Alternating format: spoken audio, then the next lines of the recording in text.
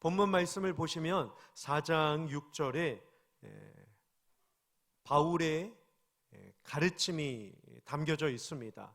오늘 우리 함께 나누실 디모데 전서 그리고 이어지는 디모데 후서의 책은 사도 바울이 영적인 아들로 여기는 디모데에게 신앙 지침으로 가르쳐준 편지의 책입니다. 앞선 3장은 직분자의 원리가 담겨져 있고 뒤편에 있는 5장의 말씀은 실천에 대한, 신자가 세상에서 어떻게 살아야 하는지에 대한 실천의 내용을 담겨져 있습니다. 앞선 3장이 직분에 대한 원리, 그리고 뒤에 있는 5장이 실천에 대한 원리를 다룸과 동시에 신앙의 삶도 중요하고 세상에서의 삶도 중요한데 교회 안에서 신자의 모습과 세상에서의 그리스도인의 모습을 건강하게 만들어가기 위해서는 결국 앞선 2장을 보게 되니까 기도에 대한 가르침을 가지고서 사도 바울이 디모데에게 편지를 주면서 신앙이란, 직분이란, 믿음을 이루어 나가는 기도 생활이란, 그리고 세상에서 신자로 살아가는 모습 속에서 사회에서 어떻게 살아야 하는가에 대한 원리와 해답과 말씀을 사도 바울 선생님께서 디모데 제자에게 말씀해주고 있는 책이 디모데 전서 그리고 후서가 됩니다. 특별히 오늘은 그 가장 가운데 있는 이 4장 말씀을 보게 되니까 특별히 오늘 본문 6절에 보니까 중간에 이러한 이야기를 사도 바울 선생님께서 해주고 계십니다. 그리스도 예수의 좋은 일꾼이 되라 라고 말이죠. 그래서 오늘 설교의 제목은 성숙한 신자의 모습이라고 하는 제목을 가지고 잠시 이 아침에 고민해 보고자 합니다. 그리스도 예수의 좋은 일꾼, 다양한 측면으로 우리는 질문을 던져볼 수 있습니다. 그리스도 예수의 좋은 일꾼? 그러면 뭐가 좋은 거지? 나는 지금 좋은 일꾼으로 예수님을 섬기고 있는가? 혹은 이 시대에 좋은 일꾼이 되지 못하도록 방해하고 있는 것은 무엇인가? 나는 남은 나의 삶 가운데 성숙한 신자의 모습이 되어서 정말 오늘 말씀처럼 그리스도 예수의 좋은 일꾼으로 살다가 하나님 앞에 부끄럽지 않게 설 수 있을까라고 하는 질문에 대한 측면을 잠시 한번 묵상해 보고자 합니다. 먼저는요, 그리스도 예수의 좋은 일꾼, 어렵지는 않습니다. 왜 그럴까요? 성경 안에 다 말씀을 해석해 주고 있기 때문입니다. 위아래를 보시면 될 것 같습니다. 4장 6절을 보시면 그리스도 예수의 좋은 일꾼이 되기 위해서는요, 위에 필요한 한 가지, 하반절에 필요한 한 가지를 우리에게 제시해 주고 있기 때문입니다. 4장 6절 상반절을 보시면 형제들을 깨우치라 라고 이야기를 하고 있습니다. 그리고 4장 6절 하반절을 보시면 서로 가르침을 나누어서 서로 양육을 받고 양육하라 라고 이야기를 하고 있습니다. 형제를 깨우치는 것, 그러면 형제를 깨우치기 위해서 내게 필요한 것이 있습니다. 뭘까요? 하나님의 말씀을 바로 알아야 합니다. 만군의 여호와께서 하신 그 능력과 우리를 향한 계획과 그리고 무엇을 기뻐하고 계시는지를 우리는 알아야 형제를 깨우칠 수 있습니다. 또한 형제를 사랑해야 그 형제에게 다가갈 수 있습니다. 예수님의 능력을 신뢰해야 그 예수님의 능력을 형제, 자매, 이웃들에게 전할 수 있습니다. 사실 형제를 깨우치라라고 하는 것은 쉽지 않기 때문입니다. 내가 성화를 거쳐가면서 성숙한 신자로 살아가는 것도 쉽지 않기 때문입니다. 그런데 오늘 사도 바울 선생님께서는 그리스도 예수의 좋은 일꾼이 되기 위하여서는 필요한 것은 형제를 깨우치고 양육받는 것을 그치지 말라라고 이야기를 하고 있습니다. 왜 그렇습니까? 예수님이 원하시는 것은 구원의 삶으로 만족하는 것이 아니기 때문입니다. 달리 말씀드리자면 구원받은 신자에게 필요한 것은 바로 이 성숙한 신자의 모습을 통하여서 하나님의 마음을 가지고 선한 영향력을 끼치며 살아가기를 원하고 계십니다. 그래서 4장 말씀 제일 16절을 보시면 구원하리라 라고 하는 예수님의 최종적인 관심이 이 안에 담겨져 있음을 우리는 볼 수 있습니다. 자, 좋은 일꾼이라는 거죠. 그러면 뭐가 좋은 걸까요? 여기에서 말하는 이 좋은이라고 하는 단어는 과연 무엇을 뜻하는 것일까요? 뭔가에 대한 열심일까요? 어떠한 기준이 있는 것일까요? 아니면 뭔가 요구하고 계시는 특별한 일을 하는 사람에게는 좋은 일꾼이다라고 하는 칭호가 있는 것일까요? 사실 앞선 3장에서 장로와 집사는 이러해야 한다라고 하는 자격과 조건이 나타나고 있지만 사실 그 자격을 지키며 살기란 정말로 쉽지 않기 때문입니다. 그렇다면 성경이 말씀하고 있는 영적인 이 좋은이라고 하는 단어는 과연 어디에서 시작이 되었고 과연 나는 오늘 이 마음을 가지고 있는지 먼저 잠시 한번 살펴보고자 합니다. 여러분, 하나님께서 천지를 창조하셨습니다. 종류대로 창조하셨습니다. 말씀으로 창조하셨습니다. 질서대로 창조하셨습니다. 첫째 날과 넷째 날, 둘째 날과 다섯째 날, 셋째 날과 여섯째 날이 상호 보완되도록 창조하셨습니다. 그러면서 우리는 창세기 1장을 보면서 반복되는 하나님의 표현에 눈이 저절로 가게 됩니다. 보시기에 좋았더라 라고 말이죠. 마침내 마지막 날에 사람을 지으시고 일곱째 날에 안식하시기 전에 하나님께서는 더 특별한 표현을 우리에게 해주셨습니다. 토부 좋았더라이지만 토부 메오드라고 하는 원어 히브리어를 통하여서 보시기에 얼마나 좋았더라라고 하십니까? 심히 좋았더라라고 말씀을 하십니다. 그러니 하나님 자체 성품이, 첫 성품이 뭘까요? 만족입니다. 만족. 좋았더라라고 하는 거죠. 왜 좋으셨을까요? 이유는 하나입니다. 사랑하시기 때문입니다. 그래서 요한일서 4장 8절은 하나님은 사랑이시라라고 말씀을 하고 있습니다. 얼마나 좋으셨길래 그렇게 사람을 지으시고 나셔서 심히 좋았더라라고 말씀하신 것일까요? 이유는 하나님의 형상으로 지으셨기 때문입니다. 그래서 하나님의 형상으로 지으셨기 때문에 심히 좋았더라라고 말씀을 하고 있습니다. 그러니 우리 안에 악한 본성도 있고 육신을 따르는 습성도 있고 하나님의 영을 추구하는 믿음도 있고 성령의 충만하심을 통하여서 우리를 인도하시는 믿음의 갈망도 있습니다. 그런데 그 안에서요, 우리에게 이 주어진 이 좋은 것을 우리는 그만 잃어버리고 말았습니다. 소멸되지는 않았습니다. 그런데 그 힘들이 많이 위축되지 않았나 싶습니다. 한번 스스로의 모습을 영적으로 한번 진단해 보시길 원합니다. 분명 하나님은 자연을 창조하시고 인간을 만드시고 보시기에 심히 좋았더라라고 말씀하셨는데 그만 죄라는 것이 그 마음을 알지 못하게, 그 사랑을 깨닫지 못하게, 그 하나님의 능력을 신뢰하지 못하도록 우리의 마음을 흔들어 놓았다라고 하는 사실입니다. 사실 하나님은 우리를 창조하신 이래로부터 우리에게 이 좋은 것을 주시기 위하여 지금도 우리를 위하여 일하고 계시는 줄 믿습니다.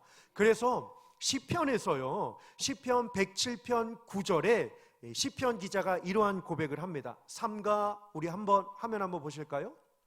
시편 107편 9절입니다. 다 함께요. 시작. 그가 사모하는 영혼에게 만족을 주시며 줄인 영혼에게 무엇을요? 좋은 것으로 채워주심이로다. 아멘. 하나님은 선하십니다. 이에 우리의 기도와 간구 가운데 우리에게 영적으로 좋은 것을 주시기 위하여 지금도 기다리고 계시고 지금도 우리를 위하여서 은사를 예비하고 계시는 줄 믿습니다. 아멘입니까? 자 보세요. 그런데 그 좋은 것을 주시는데 누구에게? 라고 하는 사실입니다. 근데 우리는 이것을 압니다만 이 마음을, 이 힘을 잃어버린 우리의 모습을 한번 영적으로 진단해 보길 원합니다. 잘 보세요. 그가 누구에게요? 사모하는 영혼에게 라고 하는 사실입니다. 사모하다 라고 하는 것은 뭘까요? 구절 안에 단어의 뜻이 있습니다. 줄인 영혼입니다. 영적인 갈망이죠. 사모하는 영혼에게 만족을 주시며 줄인 영혼에게 좋은 것이다 라고 합니다. 자, 사모하는 영혼이 줄인 영혼으로 해석이 됩니다. 그러면 만족은요, 뭐로 해석이 될까요? 좋은 것으로 치환이 됩니다. 바꿔서요. 결국 좋은 것은 뭘까요? 만족입니다. 만족이에요. 주께서 사랑하시는 성도 여러분, 이 시대에 세상과 악한 것들이 우리의 마음을 흔들어 하나님께 집중하지 못하려고 틈을 비집고 찾아오는 이 시대에 우리가 살고 있지만, 우리의 남은 인생 가운데 하나님으로 만족하시며 사모하는 줄인 자에게 좋은 것 주시고 만족함 주시는 하나님을 힘입어 살아가시는 저와 여러분들이 되시기를 주님의 이름으로 축원합니다. 사실 예수님도 이 비유를 좋아하셨습니다. 누가 아들이 떡을 달라 하는데 돌을 주겠느냐? 누가 아들이 생선을 달라 하겠느냐? 생선을 달라 하는데 뱀을 주겠느냐? 하물며 하늘에 계신 너희 아버지께서 너희에게 좋은 것을 주시지 아니하시겠느냐라고 말씀을 하셨습니다. 그거 말씀 마태복음을요, 누가복음에서는 그 좋은 것을 뭐라고 했을까요?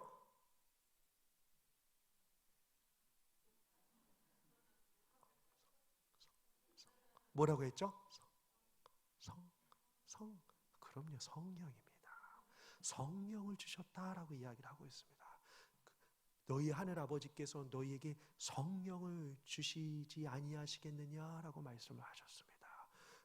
그러니 성령은 뭘까요? 하나님으로 만족하게 하는 삶입니다. 하나님을 의지하게 하는 삶입니다. 우리의 삶 가운데 어떠한 어려움과 고난과 고민과 염려가 있다라고 할지라도 이 시간 이후로부터 성령 하나님을 힘입으셔서 만족해 하시고 우리의 삶을 붙들어 주시고 우리의 영적인 유익을 주시는 그 성령의 만족함을 통하여 매일매일 신앙의 힘으로 승리하며 살아가시는 저와 여러분들이 되시기를 주님의 이름으로 축원합니다.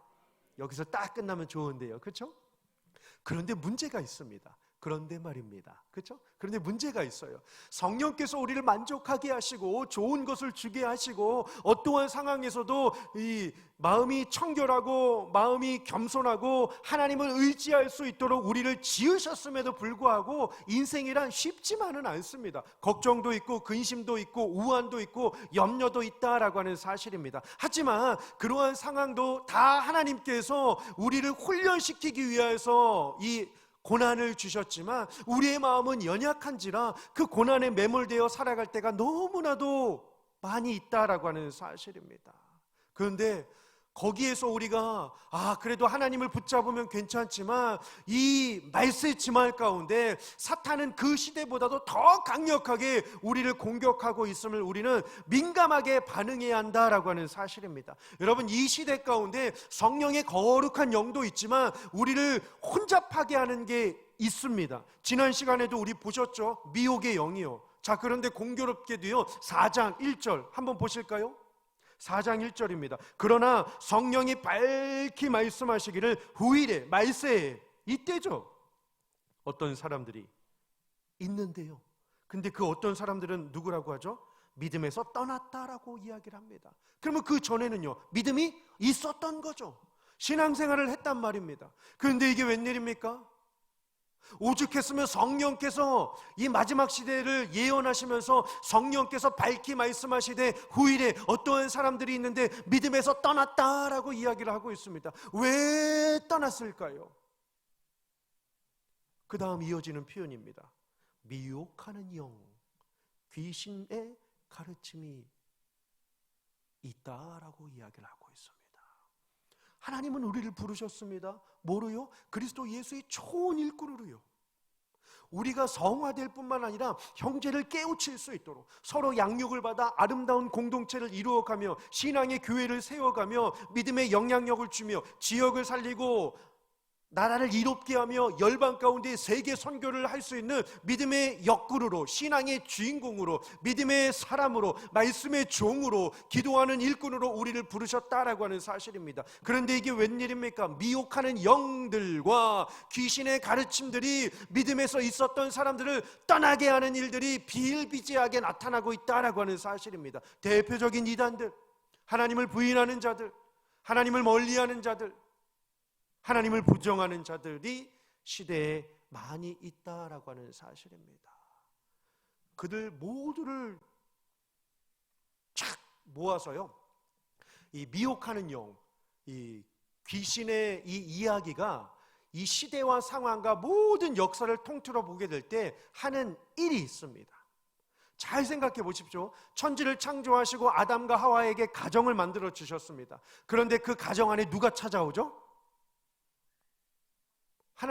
하나님은 여전히 계시고요. 그 가정 안에 누가 불청객이 찾아옵니다. 사탄이 찾아오죠.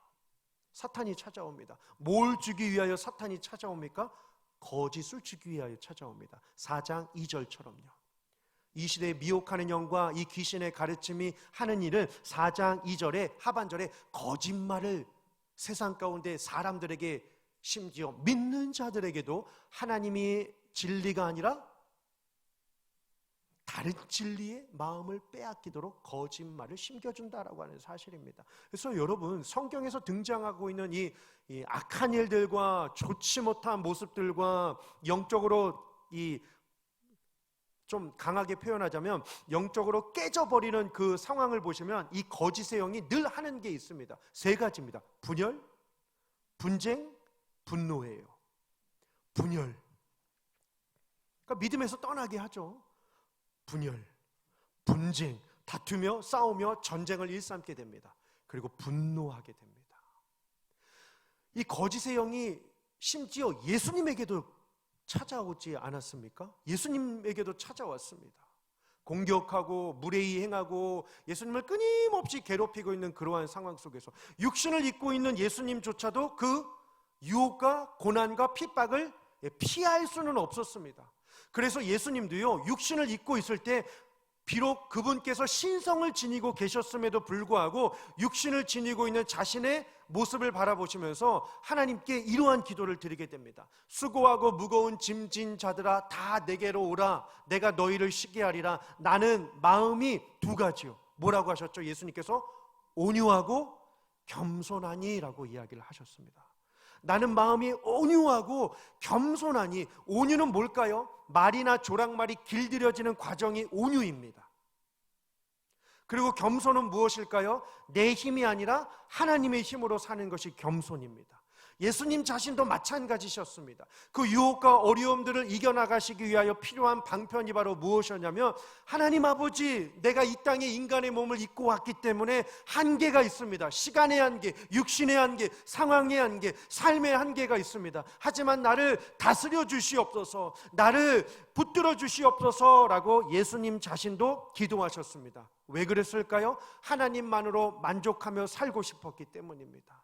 순간순간마다 감사를 놓치고 살고 싶지 않았기 때문입니다. 왜요? 때마다, 시마다, 순간순간마다 이 거짓의 영이 예수 그리스도를 끊임없이 괴롭혔기 때문입니다.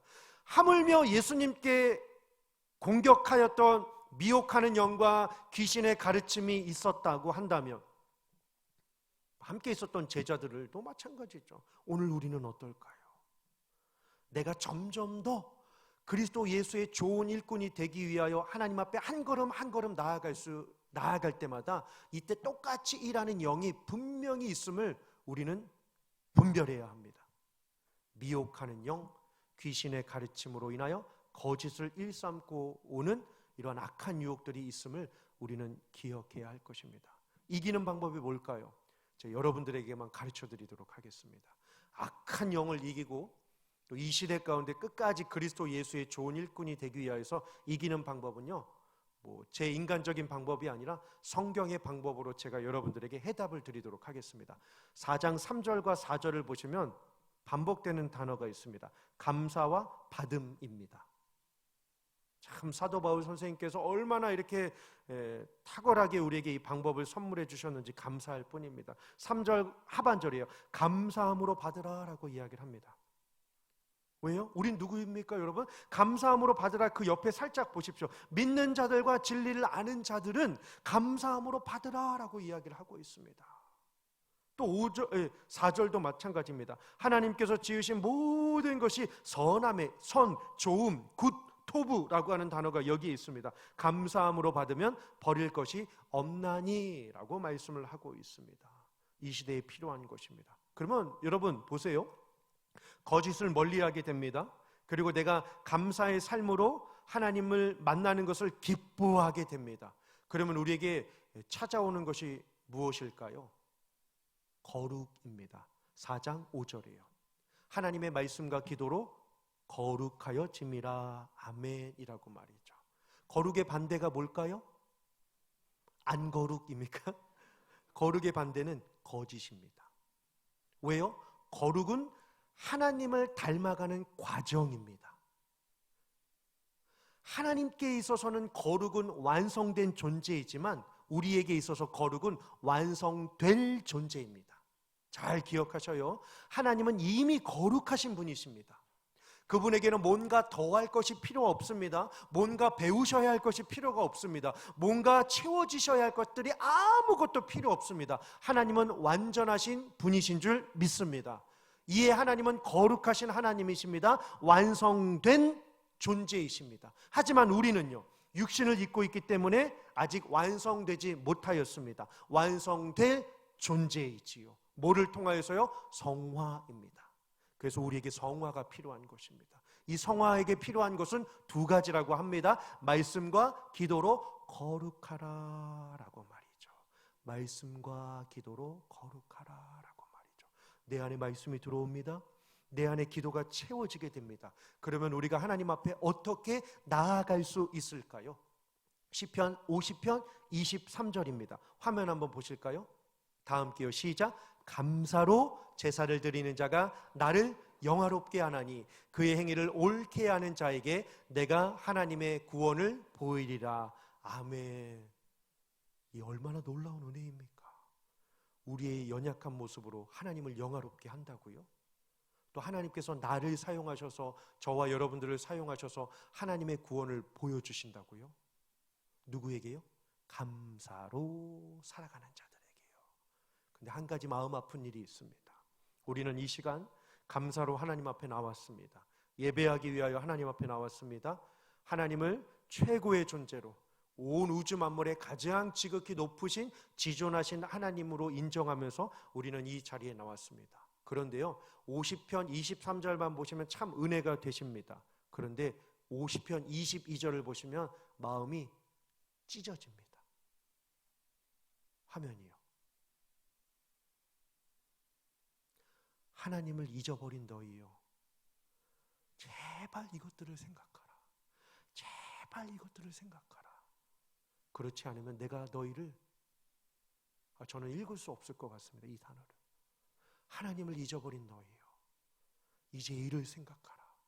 그렇지 아니하면 내가 너희를 건질 자 없다라고 하십니다.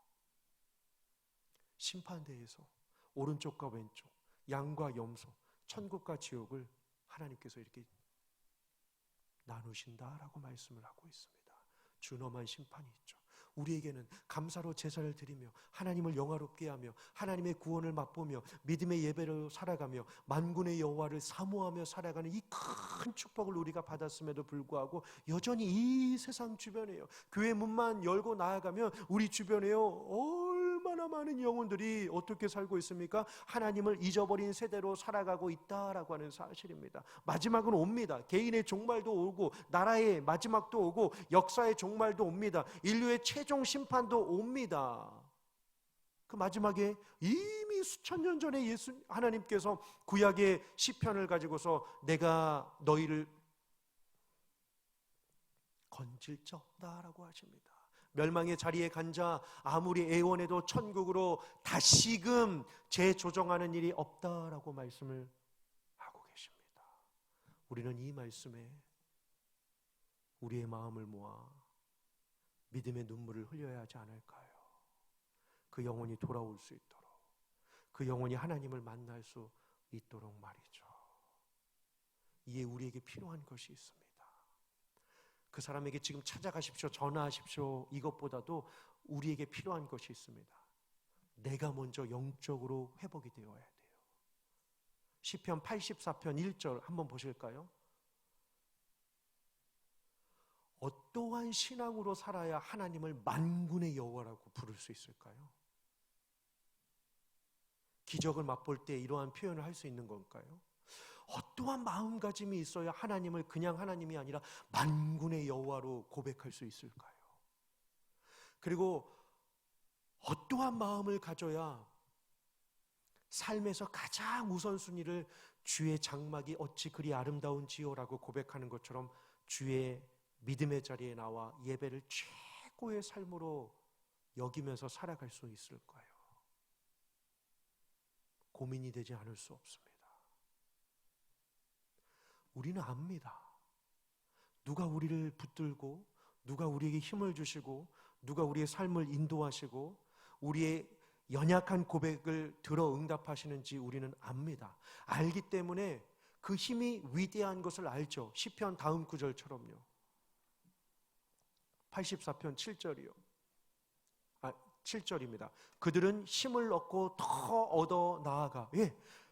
주의 장막에 나가는 이유가 있다고 합니다. 힘을 얻는다고 합니다. 근데 더 얻어 나아가라고 이야기를 하고 있습니다. 그러면서 시온에서 하나님 앞에 각기 나타나리이다 라고 하는 이 미래적인 측면을 이야기를 합니다. 힘을 얻는 것은 현재적인 모습입니다. 하나님 앞에 각기 나타날 것은 내가 언젠가 마지막 순간에 하나님 앞에 설 것을 알고 있기 때문에 주 여호와를 만군의 하나님으로 고백하며 매일 살아가는 삶, 그리고 하나님이 주시는 말씀과 기도로 거룩하여져서 이 예배당 안에서 하나님을 예배하는 그 기쁨이 떨어지지 않기를 바라며 소망하는 그 믿음의 삶을 가지고 나아가서 마지막을 준비하는, 신앙의 여행의 마지막을 준비하는, 가방을 싸는 것처럼, 준비물을 챙기는 것처럼, 그 여행지에서 필요한 것이 무엇인가 고민하고 준비하는 것처럼 하나님 앞에 각기 나타나리라 라고 하는 이 시편의 기자의 고백을 잠시 한번 묵상해 보시길 원합니다. 하나님 앞에 각기 우리는 나타내야 한단 말입니다. 그런데 더 놀라운 것은 사실 우리의 힘으로는 우리는 하나님 앞에 설 자격이 없는 죄인들입니다. 저와 여러분들은 극악한 죄인들입니다. 무엇을 해도 회복할 수 없는 죄인들이었습니다. 우리의 성품을 보아도, 우리의 행실을 보아도, 우리의 생각, 우리의 마음, 우리의 눈, 우리의 모습을 보아도 우리는 변함없이 죄악의 구렁텅이에서 묶여져 있었던, 미혹하는 영과 귀신들의 가르침에 묶여져 있었던 자들이었다라고 하는 사실입니다. 그런데 이게 웬일입니까? 하나님이 보내주신 예수 그리스도의 놀라운 은혜로 말미암아 우리는 하나님 앞에 부끄러움이 없는 당당한 그리스도인의 자녀로 서게 된 줄 믿습니다. 믿으십니까? 여러분, 구원받았음을 믿으십니까? 지금 이 시간 하나님이 저와 여러분들의 생명을 거두어 가신다라고 할지라도 영원한 멸망의 지옥의 자리가 아니라 영생복락을 누리고 거룩하다 이름을 외치며 살아갈 수 있는 저 천국에 영원히 거할 수 있음을 믿으십니까? 그 이유가 뭘까요? 3장 16절입니다.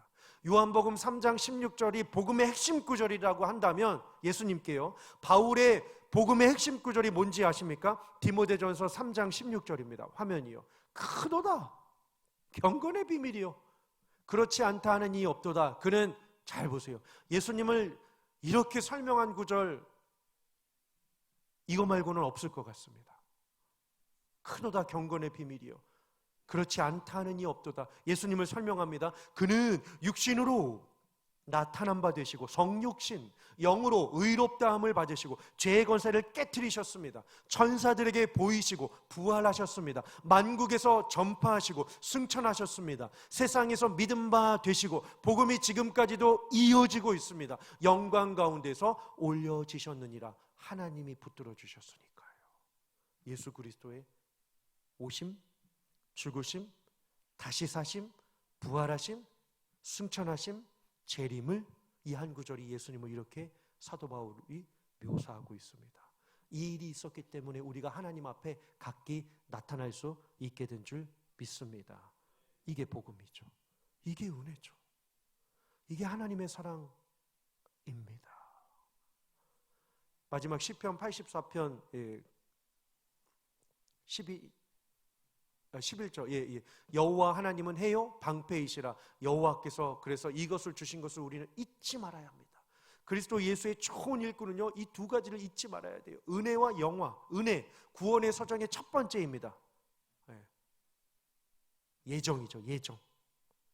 그리고 영화는요, 구원의 서정의 제일 마지막이에요. 천국에서의 우리의 모습입니다. 하나님께서 처음과 마지막이 되셔서 우리의 첫 인생과 마지막 인생을 주셨다라고 이야기를 하고 있습니다. 그게 좋은 것이라고 하네요. 좋은 것. 그래서 그리스도 예수의 좋은 일꾼은 뭘까요? 하나님의 은혜를 잊지 않고 하나님의 은혜를 나누고 하나님의 은혜를 힘써 전파하는 삶임을 기억해야 할 것입니다. 그래서 오늘 사도 바울 선생님께서 적용으로 이 말씀 보시고 마치도록 하겠습니다. 4장 11절이요. 첫 번째 적용입니다. 가르치라. 4장 13절 두 번째입니다. 전념하라. 언제까지요? 예수님 오실 때까지요. 전념하래요. 마지막입니다. 4장 15절입니다. 모든 사람에게 나타내라 라고 합니다. 4장 16절 마지막 단어가 구원입니다. 이 구원의 일을 계속하고 계시는 하나님을 우리는 잊지 말고 또 우리도 이 일에 함께 일조하여서 이 시대 가운데 우리를 통하여 하나님의 영광이 나타나고 죽어가는 영혼들에게 새 생명이 전파되심을 통하여서 이 한 주간 예수 그리스도로 인하여 승리하며 살아가시는 저와 여러분들이 되시기를 주님의 이름으로 축원합니다.